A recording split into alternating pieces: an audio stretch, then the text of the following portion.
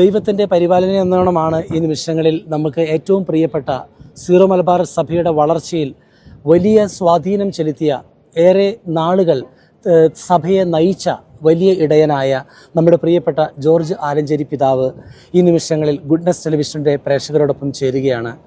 അഭിമന്യ George Alencherry കർദിനാൾ പിതാവെ, അങ്ങോട്ട് ചോദിക്കാനുള്ള ഒരു ചോദ്യം, തീർച്ചയായും അനേകം തവണ ഫ്രാൻസിസ് മാർപ്പാപ്പയെ അടുത്ത് കാണുകയും സമയങ്ങൾ ചെലവഴിക്കുകയും ഒക്കെ അങ്ങ് ചെയ്തിട്ടുണ്ട്. പ്രത്യേകിച്ച് പല സാഹചര്യങ്ങളിൽ ഞാൻ ശ്രദ്ധിച്ചിട്ടുണ്ട്, അങ്ങ് ഫ്രാൻസിസ് മാർപ്പാപ്പയുമായി നിൽക്കുന്ന സമയങ്ങളിൽ വളരെ ഒരു സ്നേഹം നിറഞ്ഞ ഒരു വ്യക്തിബന്ധത്തിൻ്റെ, ആത്മബന്ധത്തിൻ്റെ ഒരു സാന്നിധ്യമായിട്ട് പലപ്പോഴും തോന്നിയിട്ടുണ്ട്. അപ്പം തീർച്ചയായും അപ്രതീക്ഷിതമായ നമ്മുടെ ഫ്രാൻസിസ് മാർപ്പാപ്പയുടെ ദേഹവിയോഗത്തിൽ ലോകം മുഴുവനും ദുഃഖാർത്തരാണ്. തീർച്ചയായും ആലഞ്ചേരി കർദിനാൾ പിതാവിന് ആഴമായ ഒരു ആത്മബന്ധം നമ്മുടെ മാർപ്പാപ്പയുമായി ഉണ്ടായിരുന്നതുകൊണ്ട് തന്നെ ഈ ഒരു സാഹചര്യത്തിൽ ഇപ്പോൾ സഭ കടന്നു പോകുന്ന ആ ഒരു ശൂന്യത, അതോടൊപ്പം തന്നെ അങ്ങയുടെ വ്യക്തിപരമായ ബന്ധം, അതൊന്ന് പങ്കുവയ്ക്കുകയാണെങ്കിൽ സന്തോഷമായിരുന്നു. ജോബിയച്ച, ഹൃദയത്തിൻ്റെ ഭാഷയിൽ എല്ലാ മനുഷ്യരോടും സംസാരിച്ചിരുന്ന ഒരു പാപ്പായാണ് ഫ്രാൻസിസ്. അത് നമുക്ക് ആദ്യത്തെ ഒരു കണ്ടുമുട്ടലുകൾ കൊണ്ട് തന്നെ മനസ്സിലാവും. പൊതുവിൽ ലോകത്തോട് ഹൃദയം തുറന്ന് സംസാരിക്കുന്നു എന്നതിനുള്ള ഉപരി നമ്മൾ ഓരോരുത്തരായിട്ട് ചെല്ലുമ്പോൾ നമ്മുടെ ശുശ്രൂഷകളുടെ അടിസ്ഥാനത്തിൽ നമ്മുടെ ജീവിതത്തെ, നമ്മുടെ യജമാന പ്രവർത്തനങ്ങളെ ഒക്കെ ആസ്പദമാക്കിക്കൊണ്ട് പരിശുദ്ധ പിതാവ് നമ്മളോട് ഹൃദയം തുറന്ന് സംസാരിക്കും.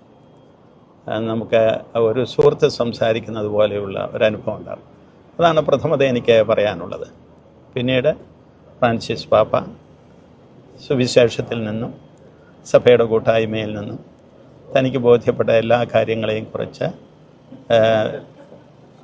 ആധികാരികതയോടുകൂടെ അതേസമയം പ്രതിബദ്ധതയോടുകൂടി സംസാരിക്കുകയും പ്രവർത്തിക്കുകയും ചെയ്തു. എല്ലാ സഭകളെയും സ്നേഹിച്ചിരുന്നു. സീറോ മലബാർ സഭയെ പ്രത്യേകമായിട്ടും സ്നേഹിച്ചിരുന്നു. നമുക്ക് പ്രയാസങ്ങളും പ്രശ്നങ്ങളും ഒക്കെ ഉണ്ടായ സന്ദർഭത്തിലും നമ്മോടൊപ്പം നിന്ന് നമ്മളെ പ്രചോദിപ്പിച്ചു കൊണ്ടിരുന്നു, നമ്മളെ പ്രവർത്തിപ്പിച്ചു കൊണ്ടിരുന്നു. അത് ഫ്രാൻസിസ് പാപ്പയുടെ ഒരു സവിശേഷതയാണ്. പിന്നീട് ഞാൻ കാണുന്ന മറ്റൊരു സവിശേഷത, പ്രത്യേകിച്ച് അത് അത്ര പ്രധാനമെന്ന് മറ്റുള്ളവർക്ക് തോന്നുകയില്ലെങ്കിൽ തന്നെയും, നർമ്മബോധത്തോടുകൂടി സംസാരിക്കുകയും നർമ്മത്തിൽ സന്തോഷിക്കുകയും ചെയ്തിരുന്നവരാണെന്ന് ഫ്രാൻസിസ് പാപ്പ. ഉദാഹരണത്തിന് താൻ എല്ലാവരോടും പറയും, എനിക്ക് വേണ്ടി പ്രാർത്ഥിക്കണമെന്ന്. അപ്പോൾ എനിക്ക് വേണ്ടി പ്രാർത്ഥിക്കണമെന്ന് പറയുമ്പോൾ ചിലപ്പോൾ അദ്ദേഹം ചോദിക്കാറുണ്ട്, എനിക്ക് വേണ്ടി വേണം, എനിക്കെതിരായിട്ടല്ല എന്ന്. അതുപോലെ തന്നെ അദ്ദേഹം എനിക്ക് വേണ്ടി പ്രാർത്ഥിക്കുന്നവരോട്